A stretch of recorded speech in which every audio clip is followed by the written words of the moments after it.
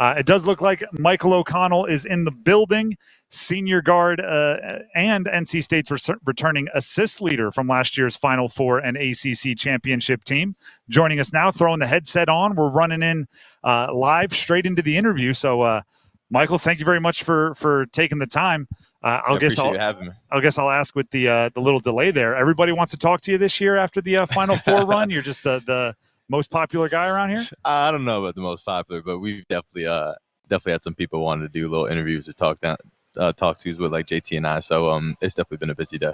One of the things I'm curious about with your team this year is the idea of the Final Four hangover, the championship hangover. You guys had so much success at the end of the year last year, and rightfully so. The celebrations and the accolades were all there. But how do you combat maybe the complacency or the expectation that it's just going to happen again, and maybe you don't put in the work?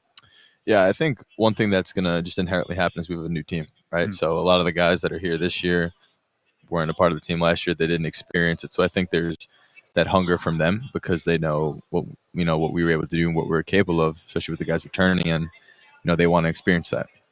So I think just the drive the new guys have coming in, plus the guys that are returning want to get back to that. That's obviously one of the best feelings when you win an AC championship and make it to a Final Four. We all just want to just do it again, and for the returners and for new guys to experience it for the first time. So I think that's one of the biggest drivers, just the hunger to, have that feeling and experience that emotion. We're talking with Michael O'Connell, senior guard for NC State. How often do people bring up the shot against UVA? Pretty often. I would say if I'm, in the grocery store or walking around, and people, come up pretty often now to take photos and bring up the shot or different moments throughout the season. So it's been a pretty cool experience, just knowing I've had an impact on, the fans, the community. I haven't gotten tired of it yet? No, it's tough when it gets tired of. I'll definitely enjoy that one for a while. Can we, assuming there's another celebration-worthy shot, can we work on the celebration a little bit for this year? The light flex. Yeah. It seemed like a little. Your teammates were going. Yep. Have we watched the film on that? I've seen it. I've had a lot of different perspectives and people weighing in, but honestly, that's just how I naturally react in the moment. So I'll rock with it. I've never been like a flashy over the top of guy like with celebrations and stuff like that. So I feel like that that captured almost like who I am in just a little pose when I was super excited for the moment. Last year we were sitting here at ACC tip-off, sitting across from DJ Burns. This year we have Michael O'Connell. Are you ready to step into the large shoes of face of the program or mouthpiece of the program and representing your school and your team? Yeah, I mean, it's a position you want to be in. It's something you work for your whole life, is to be an important piece of a team, and just try to lead the team and win games. I think, especially being here with JT, it's been pretty cool. We're both the older guys in the teams, and I think we do a pretty good job of representing who we are as a program and as a team. And I think that's going to be a big thing for us this year, is to make sure we stay the course and keep it going from last year. Make sure our culture is set, and make sure who we are as a team and program, we're constantly showing that.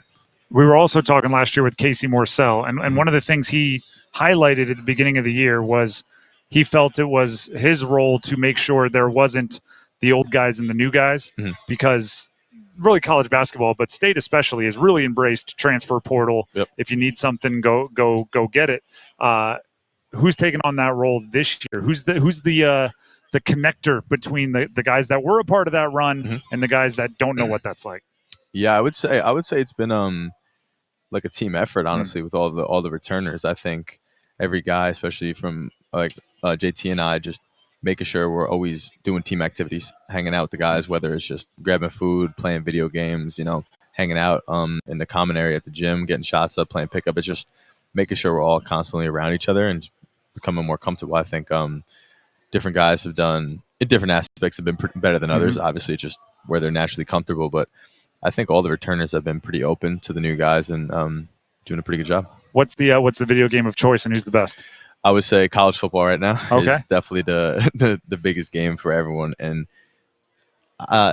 they'll argue back and forth about it every day about who's the best. But I'll say Mike James, transfer from Louisville, has been he's been a dominant player so far throughout the little league they got going. So I would say he's the best right now. It's funny you bring up another transfer from in the conference. Mhm. You're now a transfer from in the conference. Yeah. You've played for, it's Stanford obviously previously. Now you're at NC State. Mhm. Do you have February 8th circled where you're going back to Palo Alto? I wouldn't say circled, but I'm definitely looking forward to it. It's definitely gonna be a great experience to get back out there and play one last game. So I'm excited for it. It's definitely gonna be a little weird, playing against Stanford and seeing the uniforms out there and I'm not wearing it while playing in that gym for sure. But it's definitely something that will, as it gets closer, I'll definitely get excited for. Last one here before we let you go. I just learned, a big lacrosse guy over here. You were our producer, Dennis Cox. You were a 4-star lacrosse recruit committed to Maryland. Yeah. I guess we'll put the video game question, but more hypothetical. Who on the team would be best with a lacrosse stick in their hand, other than yourself? Besides yes. me. Oh, that's a tough. That's a tough question. I would say Jordan Snell. I would say he's pretty good at picking up different things. So I would say he might be pretty better at lacrosse than some of the other guys. I don't know how great he'd be. Are they going to argue about that? Like probably the same way they would the video games. All right, cool. But I would say he'd be pretty good at lacrosse. Mike, we appreciate you for stopping by the show. Good luck this season. Thank you for having me. Appreciate cool. Actually, we have maybe another minute here because your coach is up next. Give me something to ask Coach. Give me something on the inside that's going to maybe catch him off guard. Something that he wouldn't let the outside public see, but you being the senior guard, he trusts you. He lets his guard down. I'm trying to think of something. Trying to think of something funny. I would just say I heard you're not very good at ping pong. Okay. Yeah. Just say I heard you're not very good at ping pong. All right. I think that will get a reaction out of him or a little take him back. Is he good? He's very good. He's the best person in the program by far. Really? Yeah, by far. No, I think since I've been here, I don't think anyone's beaten him. So, but I would just have many tried, or is it? Oh, is yeah. It like players. He beats you once and never plays you again. No, on there, players, managers, whoever, he'll play in ping pong, and not many people have beaten him. So all right. I would say I heard you're not very good at that, and see where that takes you. Cool. Thank you very much for the insight. Yeah. Once again, that's Michael O'Connell, returning assist leader for NC State from last year's Final Four and ACC championship team. They'll be hanging double banners for their first home game, both the ACC championship and the Final Four banner.